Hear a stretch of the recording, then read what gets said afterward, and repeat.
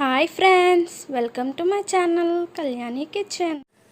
Hi friends, ఈరోజు వీడియోలో మనము ఎంతో టేస్టీ అయిన ఎండు రొయ్యలు టమాటో కర్రీ చేసుకుందాము.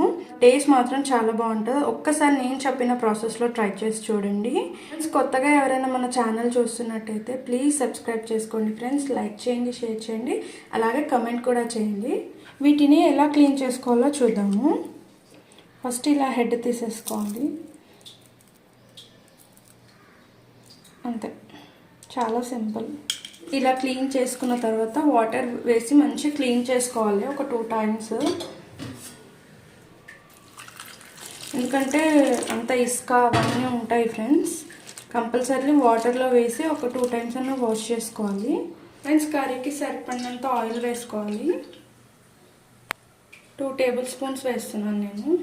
ఎండు రొయ్యలు వేసి వేయించుకోవాలి ఫ్రెండ్స్ ఆయిల్లో. ఇలా క్రిస్పీగా అయ్యే వరకు వేయించుకోవాలి. ఇలా రొయ్యలు కొద్దిగా వేగిన తర్వాత 1 cup ఆనియన్స్ యాడ్ చేసుకోవాలి ఫ్రెండ్స్. సన్నగా కట్ చేసుకోవాలి.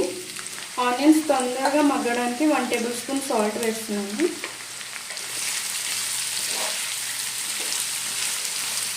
అలాగే కరివేపాకు, సన్నగా చీల్చుకున్న పచ్చిమిర్చి 3 నుంచి 4 వరకు ఉంటాయి ఫ్రెండ్స్. అవి ఇవన్నీ వేసుకున్నాం కదా. ఇప్పుడు మనం ఆనియన్స్ మంచి మెత్తబడే వరకు ఒక 5 minutes మూత పెట్టుకొని మగ్గించుకోవాలి ఫ్రెండ్స్.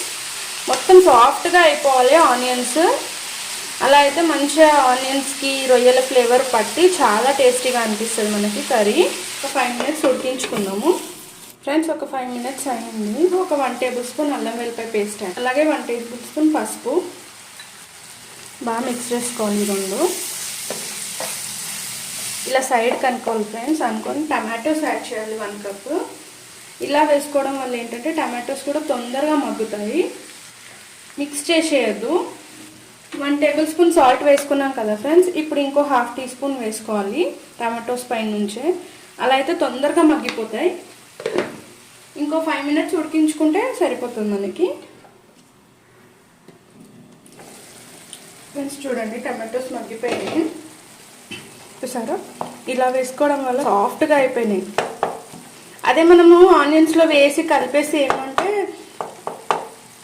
మగ్గడానికి ఎక్కువ టైం తీసుకుంటుంది ఫ్రెండ్స్. ఇలా కనుక వేసామంటే మనకి వేడి అనేది టమాటోస్ తాకి తొందరగా మెత్తబడతాయి. కర్రీ కూడా మంచిగా వస్తుంది మనకి. ఇప్పుడు మనం మిక్స్ చేసేసుకోవాలి. 2 tablespoons వరకు కారం యాడ్ చేసుకోవాలి ఫ్రెండ్స్. ఇందులో టమాటోస్ ఆనియన్స్ వేస్తాం కాబట్టి కారం ఎక్కువనే పడుతుంది ఈ కర్రీలో.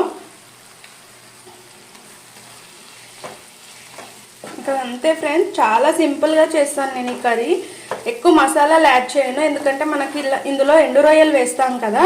దాని ఫ్లేవర్ తెలవాలి అంటే మనం వేరే అన్ని మసాలాలు వేసేస్తే ఫ్లేవర్ తెలియదు ఫ్రెండ్స్. దాని ఫ్లేవరే ఈ కర్రీకి చాలా మంచి టేస్ట్ ఇస్తుంది. ఇంకా ఇందులో స్పైసెస్ యాడ్ చేయాల్సిన అవసరమే లేదు.